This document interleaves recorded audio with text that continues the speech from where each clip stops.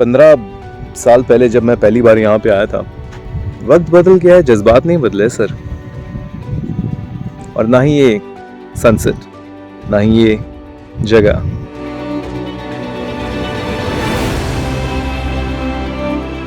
ऐसा लगता है 15 साल कहाँ गए।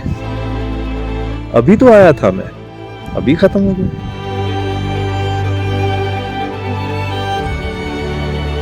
Make the most of whatever you have. Hello and welcome to my travel vlog. मेरा नाम है रोहन और मैं आप सबका स्वागत करता हूँ।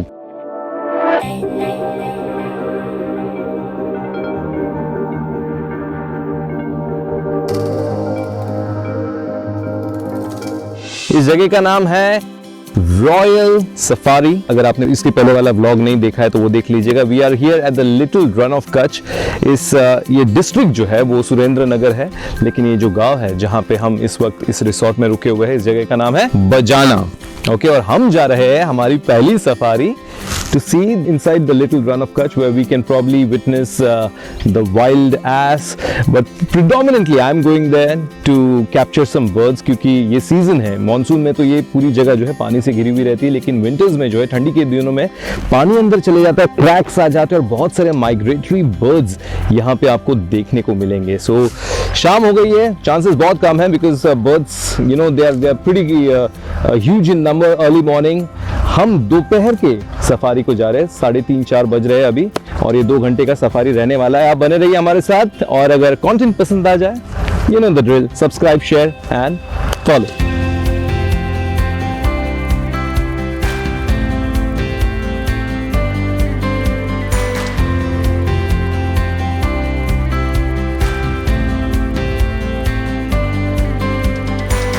नीड टू गो 3 किलोमीटर आगे जाना है, उसके बाद गेट शुरू होगा। थोड़ा इस जगह के बारे में मैं आपको बताना चाहूंगा, क्योंकि अभी मैं रॉयल रिसोर्ट, हमारा जो है रॉयल सफारी रिसोर्ट जहाँ पे मैं गया था, उनके लॉबी में बहुत सारे फोटोग्राफ्स लगे हुए थे, which speaks about how बजाना was a princely state, और तब राजा महाराजाओं का और रॉयल्स के साथ उनके रिलेशनशिप कैसे थे।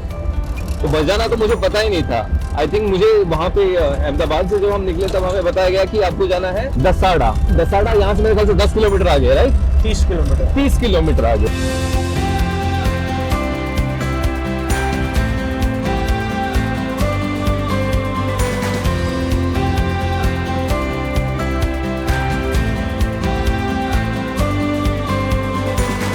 बम्पी राइड, कच्चे रास्तों पे से हम जा रहे हैं। देख सकते हैं धूल मिट्टी वाला रास्ता है। 3 किलोमीटर ऐसे ही हमें जाना है और फिर सैंक्चुरी का गेट मिलेगा।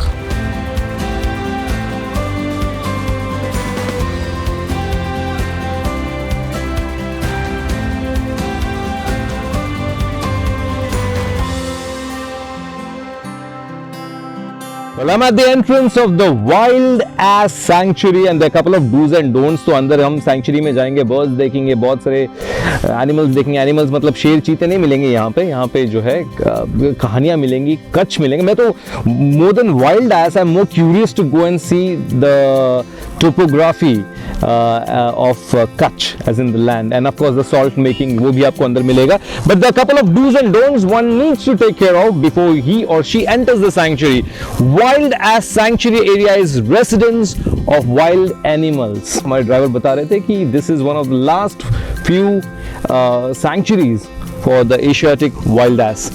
As it is a protected area according to the Wildlife Protection Act 1972 Amendment 2002, violators are liable to imprisonment for 3 to 7 years or penalty of 25,000 rupees. Go enjoy the nature, enjoy the silence, enjoy the animals, have patience.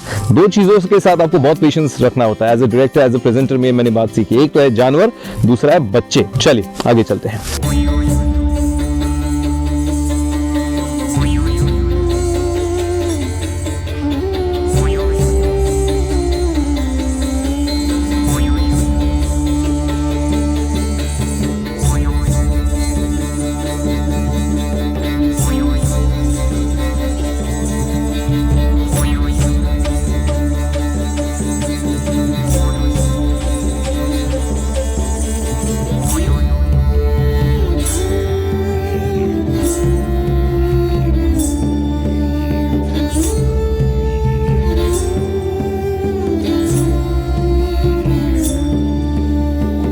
Greater run है, main run, वो 16,000 square kilometre का है।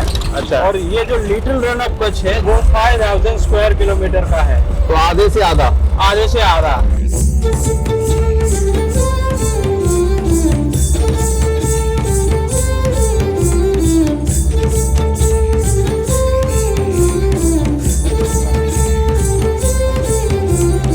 Monsoon में actually sir ये जो पूरा area है वो फ्लड हो जाता है, क्योंकि आसपास के जो 100 किलोमीटर का एरिया है उसका सभी रेन वाटर यहाँ पर आता है। तो ये जो पूरा एरिया है वो फ्लड हो जाता है और फिर विंटर में धीरे धीरे पानी सूख के नीचे चला जाता है, फिर ये पूरा ड्राई होके क्रैक लैंड्स बन जाता है। ओके।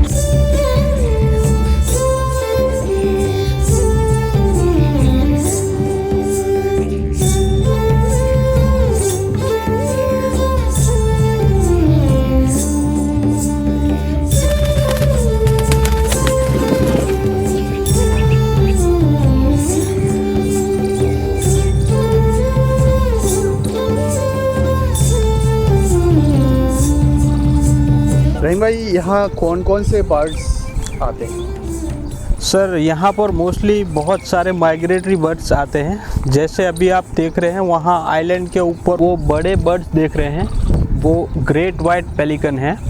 वो वैसे तो सी बर्ड्स हैं, समुद्र के किनारे पाए जाते हैं, लेकिन अभी ये माइग्रेशन का टाइम है तो अभी यहाँ पर ये लिटिल रन ऑफ कच्छ में यहाँ पर आते हैं। और दूसरे जो बर्ड्स हैं ब्लैक कलर के जो दिख रहे हैं वो कॉर्मोरेंट है, और डक्स जो दिख रहे हैं आपको कलरफुल वो नॉर्दर्न सॉवेलर डक है। और जो बड़े डक जैसे दिख रहे हैं वो ग्रे लेग गीज हैं, वो लद्दाख से आते हैं, लद्दाख से माइग्रेट करते हैं। और बाकी बहुत सारे दूसरे भी बर्ड हैं, जैसे स्पून बिल है, वाइट कलर के आपको दिख रहे हैं स्पून बिल। और पेंटेड स्टॉक है, आपको दिख रहे होंगे पेंटेड स्टॉक है। और आपको थोड़ा दूर और दिखेंगे तो आपको ग्रेटर फ्लैमिंगो दिखेंगे, जिनके लॉन्ग लेग हैं, पिंक कलर है, लिटिल बिट की पिंक है, वो ग्रेटर फ्लैमिंगोज हैं, आपको दिखेंगे। तो रहीम भाई, ये पक्षी किस सीजन में आते हैं और कब तक यहाँ रहते हैं? ये बर्ड्स जो है सर विंटर सीजन में आते हैं और 4 मंथ यहाँ रहते हैं। ये अक्टूबर से ये स्टार्ट हो जाते हैं आना, और अक्टूबर, नवंबर, दिसंबर, जनवरी तक रहते हैं। फिर मार्च से धीरे धीरे वो गो बैक वापस चले जाते हैं। आगे चलते हैं।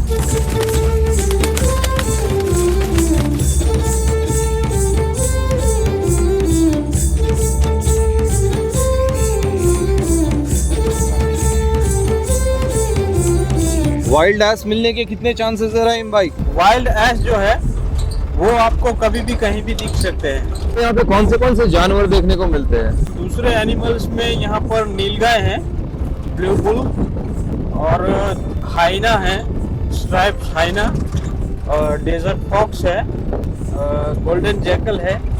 लेकिन ये जो हाइना, फॉक्स, वुल्फ, ये जो एनिमल है वो बहुत ही शाई एनिमल है, बहुत ही कम बाहर आते हैं दिन के टाइम पे।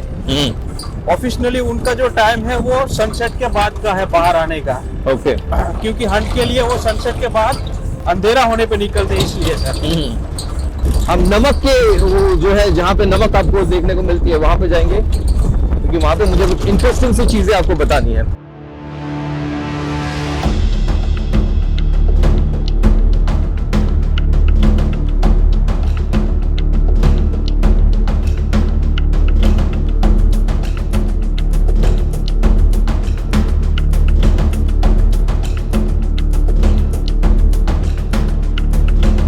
पहले बताइए, वाइल्ड एस को मतलब ये हॉर्स और डोंकी का क्रॉस है, राइट? इफ आई मे से सो।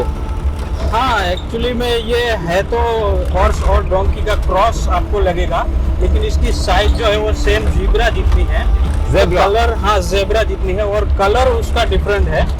इसका कलर वाइट और क्रीम कलर है। ओके। और उसके जो स्पीड है उसकी 80 पर आवर है। वाइल्ड एस बहुत ही फेमस एनिमल है और बहुत ही रेयर है, इसलिए उसको देखने के लिए इतना यहाँ ज़्यादा लोग आते हैं। Okay. और ये उसका लास्ट होम है, एशियन वाइल्ड एस भी कहते हैं इसको, क्योंकि ये एशिया के अलावा और कहीं है नहीं अभी। ये लास्ट सेंचुरी है, उसका लास्ट होम है ये।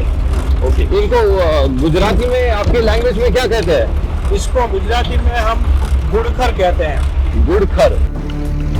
तो मैं पहले से ही ये नाम सुनता आ रहा हूँ कि गुड़खर, और उसका कुछ मीनिंग तो मुझे ज़्यादा आइडिया नहीं है कि उसका नाम उन्होंने गुड़खर क्यों रखा, लेकिन मैं इतना ज़रूर जानता हूँ कि उसके जो खुर है, नीचे का जो पैर है जिसको हम खुर कहते हैं, घोड़े के खुर या जी, जी। हाँ, तो खुर जो है वो कुछ ही एनिमल्स के होते हैं, जैसे वो घोड़े के होते हैं या तो फिर ये एस के होते हैं। तो इसीलिए उनको ज़्यादा इसके बारे में नॉलेज नहीं था कि ये एनिमल एक्चुअली है क्या। पहले के जो लोग हैं ओल्ड मैन, उनकी बात कर रहा हूँ मैं। करेक्ट। तो फिर उन्होंने उसका नाम गुड़खर ही रख दिया। ओके, वो सब तो ठीक है, लेकिन जिस झांसे में आप मुझे लेके आए थे कि झुंड में दिखाऊंगा, अभी तक झुंड दिख नहीं रहा है आपका। तो सर इसके बारे में मैं ये कहूँगा कि जो एनिमल्स देखना है तो वो डिपेंड ऑफ लक की बात है। तो अगर नहीं मिले तो आप समझ लीजिए कि आपका लक अच्छा नहीं है। हाँ, तो मेरा कंसिस्टेंट लक वैसे ही है। रहीम भाई, तो please correct me if I am wrong, बारिश में ये पानी यहाँ पे जम जाता है और फिर बारिश का पानी जब चले जाता है विंटर्स में जो है इस तरह से क्रैक्स आ जाते हैं।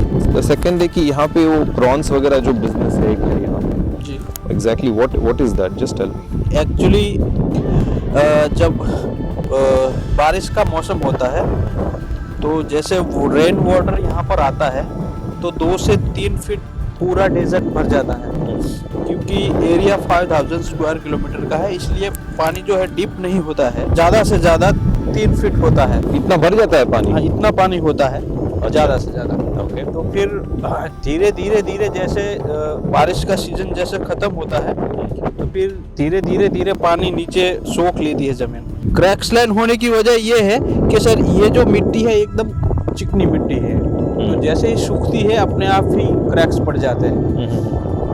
और रही बात प्रॉन्स की, तो प्रॉन्स का ऐसा है कि जैसे रेन वाटर अरेबियन सी की तरफ जाता है, तो अरेबियन सी है वो मैक्सिमम यहाँ से 200 किलोमीटर समथिंग होगा।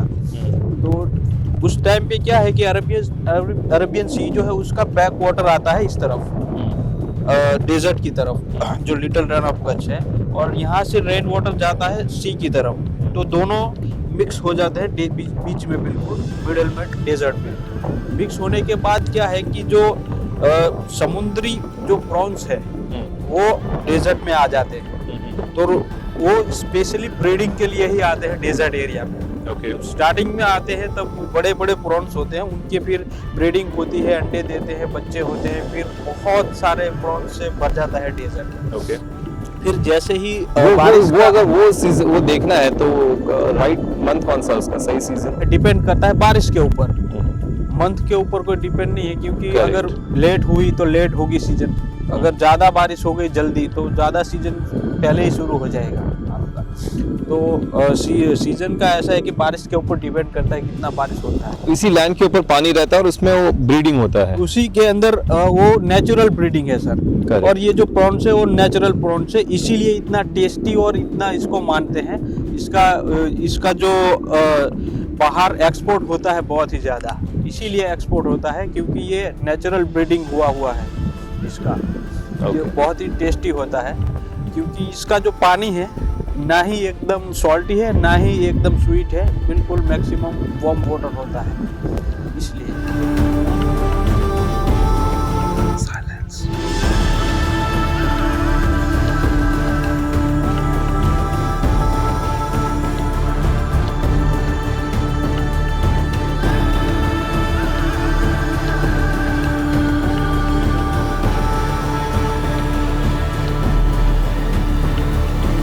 बहुत खूबसूरत, बहुत शांत जगह है। You know the of course if you are interested into bird watching के लिए तो यहाँ पे है ही बहुत कुछ करने के लिए। मुझे थोड़ी सी वो पीस ऑफ माइंड चाहिए था, थोड़ी शांति चाहिए थी, तो मुझे यहाँ पे मिल रही है। 15 साल पहले जब मैं पहली बार यहाँ पे आया था, वक्त बदल गया है, जज्बात नहीं बदले सर। और ना ही ये सनसेट, ना ही ये जगह।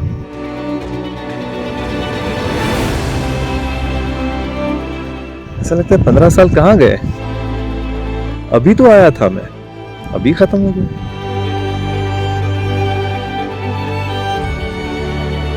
make the most of whatever you have. I think, guys, I think it's the effect of the sun. Sun is setting. Look at the surrounding. Look at my place where I've been surrounded. You know, there's a reason why I'm getting so philosophical all of a sudden. But thank you for watching me, for loving me, and for subscribing to this channel. And if you haven't subscribed, well, this is the chance. You should be doing it. Our journey continues. देखते हैं आगे क्या है.